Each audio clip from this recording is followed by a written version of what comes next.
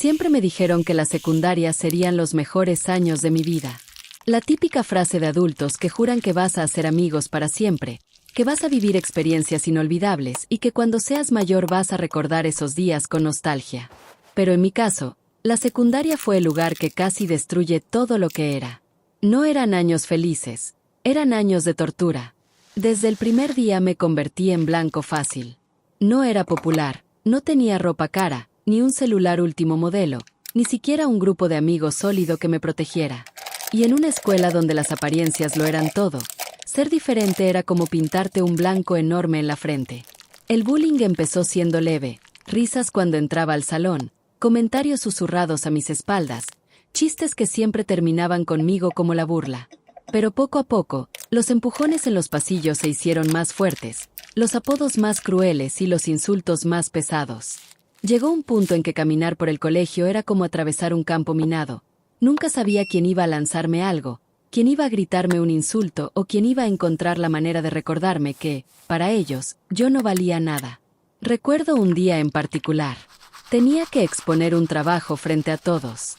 Me pasé la noche entera preparando cada detalle, investigando, practicando frente al espejo, convencido de que, al menos por una vez, podía demostrar que no era el payaso de nadie.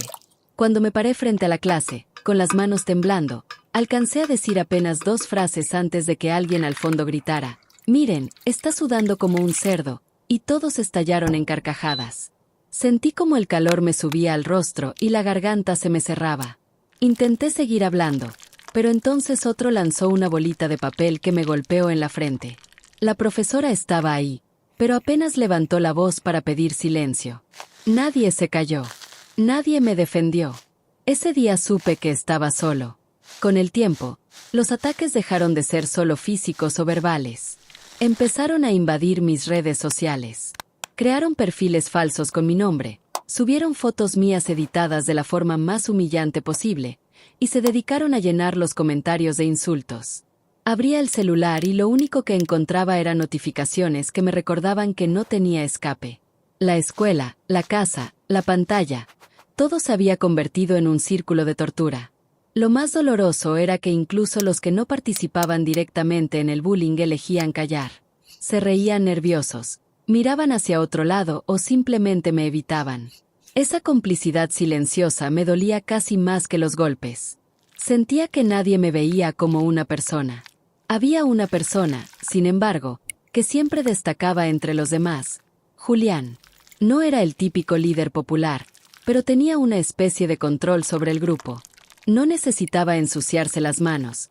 Bastaba con una mirada, una palabra suya, para que los demás actuaran. Era como si disfrutara viéndome caer, como si cada humillación fuera un espectáculo montado para su diversión personal. Nunca me pegó directamente, pero fue el arquitecto de gran parte de mi sufrimiento. Su crueldad era sutil, calculada, como si jugara ajedrez con mi vida. Recuerdo una vez que, en la clase de educación física, me obligaron a jugar fútbol con el grupo. Yo no era bueno, apenas si podía seguir el ritmo. Julián, con esa sonrisa suya tan segura, dijo: «Si mete un gol, yo me rapo la cabeza». Los demás estallaron en risas. Yo sabía que nunca iba a meter un gol, y ellos también. Pero durante todo el partido me pasaron la pelota solo para burlarse, para que tropezara, para que me ridiculizara frente a todos. Terminé en el suelo varias veces, lleno de tierra, mientras ellos aplaudían como si fuera un circo. La rabia se fue acumulando dentro de mí. Rabia y una tristeza insoportable. Había noches en las que me miraba al espejo y no reconocía quién era. Me preguntaba si alguna vez había tenido dignidad, si en algún momento había sido visto como un ser humano y no como un chiste. Lo que nadie sabía es que no era el único que sufría en silencio. Había alguien más, alguien a quien el grupo también había convertido en blanco. Su nombre era Mateo. Él era aún más callado que yo, más retraído, casi invisible. Si a mí me trataban mal, a él lo destrozaban. Nunca respondía, nunca levantaba la voz. Simplemente soportaba todo como si no le quedara otra opción.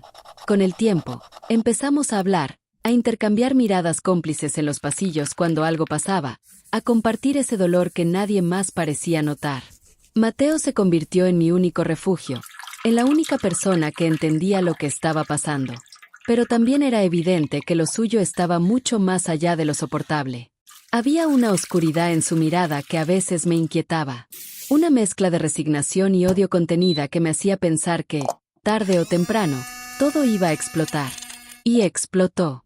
La mañana en que todo cambió empezó como cualquier otra. Llegué al colegio con el estómago hecho un nudo, con esa sensación de que algo iba a salir mal. Pero no imaginaba lo que estaba a punto de ocurrir. Mateo no estaba en clase. Nadie le dio importancia, salvo yo. Lo último que me había dicho el día anterior fue, mañana todo va a ser distinto. No entendía a qué se refería. Hasta que lo entendí demasiado tarde. Ese día, el aire en la escuela estaba raro. No sé cómo explicarlo, pero había un silencio extraño en los pasillos, como si todos estuvieran esperando algo sin saber qué. Yo sentía un peso en el pecho, como una corazonada que me decía que no debía estar ahí. ¿Pero a dónde más podía ir?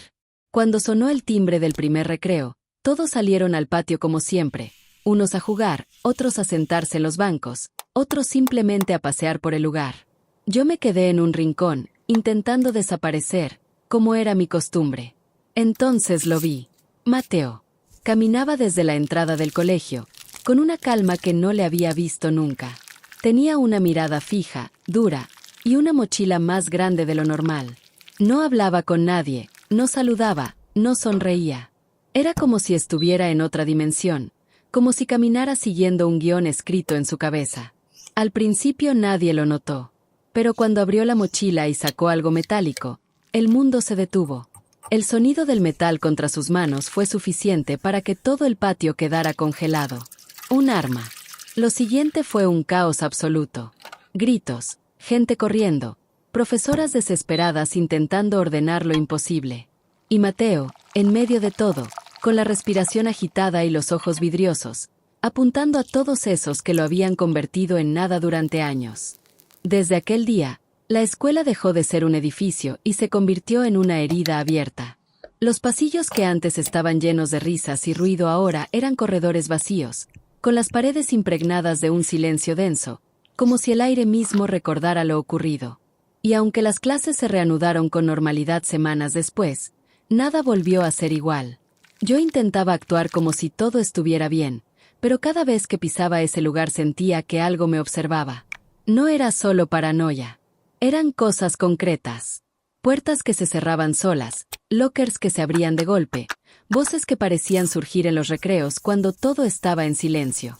Y lo más perturbador, esa voz, la de Mateo, repitiéndose en mi cabeza como un eco imposible de borrar. No terminó. A veces lo escuchaba en el aula, como si estuviera sentado justo detrás de mí.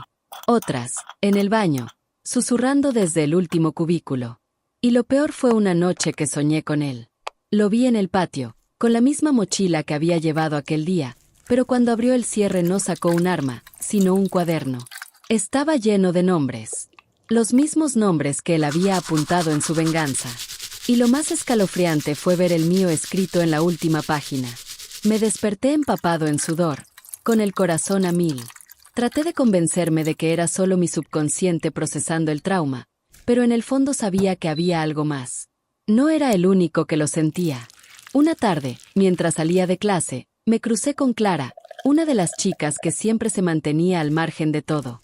Estaba pálida, con los ojos rojos de llorar. Me miró fijo y me dijo, ¿tú también lo escuchas? No necesitó decir su nombre. Yo asentí en silencio. Clara me contó que llevaba días viendo su sombra en los pasillos, que había soñado con él llamándola desde el salón de música, y que incluso había encontrado escritos con su letra en una de las bancas.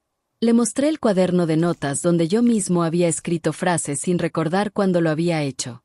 En todas decía lo mismo, no terminó. Era como si Mateo no se hubiera ido, como si su rabia hubiera quedado impregnada en cada ladrillo del colegio, en cada banco, en cada rincón. La tensión en la escuela creció al punto de que varios alumnos pidieron cambiarse. Pero los padres, los directivos y las autoridades se negaban a aceptar que pasaba algo extraño. Lo llamaban trauma compartido, estrés postraumático. Nos hacían llenar cuestionarios, asistir a charlas con psicólogos, pero nada servía. El ambiente seguía envenenado. Una tarde, nos quedamos Clara y yo más tiempo en la escuela. Queríamos comprobar algo. Ella me dijo que había escuchado pasos en el salón de ciencias cuando todos se habían ido. Así que nos armamos de valor y fuimos. El salón estaba oscuro, con los pupitres en desorden y un olor extraño, metálico, como a sangre seca. Encendimos la linterna del celular y ahí estaba, una frase escrita en la pizarra, con tiza blanca, en letras torcidas. Todavía faltan. Sentí un escalofrío recorrerme la espalda. Clara dejó caer el celular de la impresión. El ruido hizo que algo se moviera en el rincón. Alumbramos y vimos claramente una silueta, delgada, encorvada, con la cabeza inclinada hacia un lado. Mateo. No era un reflejo, no era un sueño. Estaba ahí, mirándonos, con los mismos ojos vacíos que había tenido aquel día. No sé cómo describirlo. Era como si estuviera viendo una película a cámara lenta. Cada disparo retumbaba en mi cabeza como un trueno. La gente caía, otros escapaban por donde podían, las mochilas volaban por el aire. El olor a pólvora mezclado con el de miedo puro. Vi a Julián, el mismo que había sido el titiritero de tantas humillaciones, tirado en el suelo, arrastrándose con la cara llena de polvo, gritando que no lo matara. Y vi a Mateo apuntándole directamente, con esa calma helada que me hizo temblar. Pero lo más perturbador fue que Mateo no gritaba, no se reía, no decía nada. Solo caminaba y disparaba, como si estuviera siguiendo una lista invisible que llevaba años escribiendo en su mente. Yo estaba paralizado. Podía haber corrido, esconderme, hacer lo que todos hacían. Pero mis piernas no respondían. Era como si una parte de mí entendiera, de una manera terrible, lo que Mateo estaba haciendo. Era la acumulación de todo el dolor, toda la rabia, toda la injusticia. No lo justifico, jamás podría, pero en ese momento comprendí la raíz de esa furia. La policía llegó después de lo que parecieron horas, aunque en realidad habían pasado apenas minutos. El colegio era una escena de horror. Profesores intentando atender heridos, compañeros llorando, el eco de los gritos resonando en cada pared. Y Mateo, aún con el arma en las manos, respirando como si hubiera corrido una maratón, miró al cielo y dijo algo que hasta hoy me persigue. Ya terminé. No se resistió cuando lo arrestaron. Ni siquiera intentó huir. Caminó con los policías como si hubiera entregado todo lo que tenía dentro y ya no quedara nada más. Los días siguientes fueron un infierno. Noticias en todos lados, periodistas frente al colegio, padres furiosos exigiendo explicaciones, profesores fingiendo que nadie se había dado cuenta de lo que pasaba, cuando todos sabían perfectamente cómo era la dinámica en esa escuela. Y yo no podía sacarme de la cabeza la mirada de Mateo. Esa mezcla de paz y dolor. Lo peor es que no todo terminó ahí. Una semana después, cuando los pasillos del colegio estaban vacíos, me atreví a volver. No sé qué esperaba encontrar. Tal vez respuestas, tal vez un cierre. Caminé entre los bancos del patio, aún manchados, con carteles de fuerza pegados en las paredes, flores marchitas y velas apagadas. Fue entonces cuando lo escuché. Una voz, bajita, quebrada, apenas un susurro que parecía salir de la nada. No terminó. Me congelé. No había nadie. Solo yo, el eco de mis pasos y ese murmullo que parecía venir de todas partes. Volví a escucharla, más clara. No terminó, yo sigo aquí. Era la voz de Mateo. Me juré que estaba volviéndome loco. Que era el trauma, que era mi mente jugándome malas pasadas. Pero cuando volteé hacia uno de los ventanales rotos del salón principal, lo vi. Una sombra, quieta, idéntica a su silueta, mirándome fijo. Parpadeé. Y ya no estaba. Desde ese día, empecé a escuchar y ver cosas que no podía explicar. Dimos un paso atrás y, en un parpadeo, desapareció. Corrimos como locos, sin mirar atrás. Pero lo peor vino después. Cuando revisé mi celular más tarde esa noche, había una nueva grabación en la galería. Nunca la había hecho. Era un video de apenas 7 segundos. Mostraba el salón vacío, y, al fondo, la silueta de Mateo acercándose poco a poco hacia la cámara, hasta que la pantalla se volvía negra. Esa noche no pude dormir. Sentía que en cualquier momento iba a aparecer en mi cuarto, que iba a estar parado en la esquina, esperando. El miedo se había vuelto parte de mi vida. Y lo peor era que empezaba a preguntarme si todo esto era solo el comienzo de algo más grande. Porque, cada vez que lo veía, Mateo parecía más real, más sólido. Como si estuviera volviendo. Y en el fondo, yo sabía que todavía no había terminado. No podía seguir así. Las voces, las sombras, los sueños, cada día eran más fuertes, más claros, más reales. Mateo no era un recuerdo. No era solo una huella de trauma. Era algo más, algo que estaba creciendo, alimentándose de la culpa y del miedo de todos los que quedábamos en esa escuela. Clara y yo decidimos hablar con el director. Le contamos lo que veíamos, lo que escuchábamos, lo que estaba pasando. Él nos miró como si estuviéramos locos, con esa sonrisa falsa de adulto que no quiere aceptar nada. Lo que necesitan es terapia, no inventar fantasmas, dijo, cerrando el tema de un portazo. Pero esa misma tarde, mientras esperábamos a que nos recogieran, escuchamos un grito desgarrador proveniente del pasillo de los laboratorios. Corrimos y encontramos al director tirado en el suelo, pálido, con los ojos abiertos de par en par.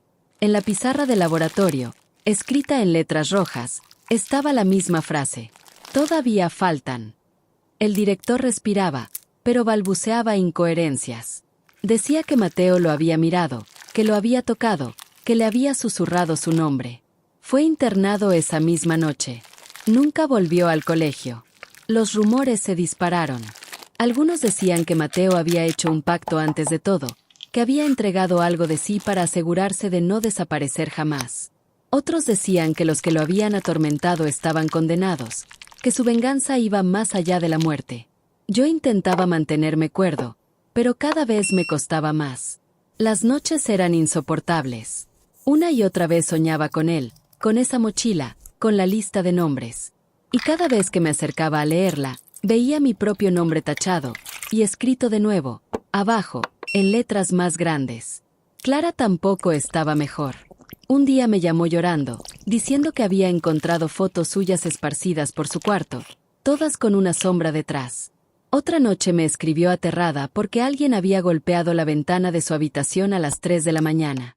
Cuando corrió la cortina, juraba haber visto a Mateo parado bajo la farola, mirándola. La situación llegó al límite cuando la escuela organizó un homenaje en memoria de las víctimas.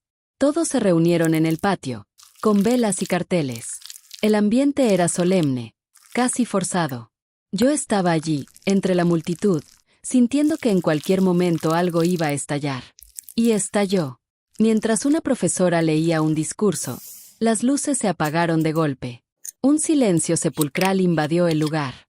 Y entonces, un eco retumbó en los parlantes, un susurro que todos escuchamos al mismo tiempo. No terminó. Los gritos fueron inmediatos. Algunos alumnos corrieron, otros se quedaron paralizados. En ese momento, todas las velas se apagaron solas. Y lo vi. Lo juro por mi vida, lo vi. Mateo estaba de pie en medio del patio, con la misma ropa de aquel día, con la misma mochila. Su cuerpo no era sólido del todo, pero se movía, respiraba, miraba. No era una ilusión. No era una sombra. Era él. La multitud enloqueció.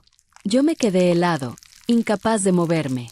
Mateo alzó la mano y señaló a varios de los presentes. Entre ellos, Julián. El mismo Julián que había intentado reconstruir su imagen, fingiendo que era una víctima más, cuando todos sabíamos que había sido parte del tormento que lo llevó hasta el borde. Julián gritó, se arrodilló, suplicó, pero no sirvió de nada. Mateo avanzó hacia él, y con cada paso, las luces parpadeaban. El suelo temblaba como si el colegio entero respirara. Y cuando estuvo frente a frente con él, le susurró algo al oído. Julián cayó desplomado, sin vida. Los demás huyeron, desesperados. Clara me agarró del brazo y me sacó de ahí casi a rastras.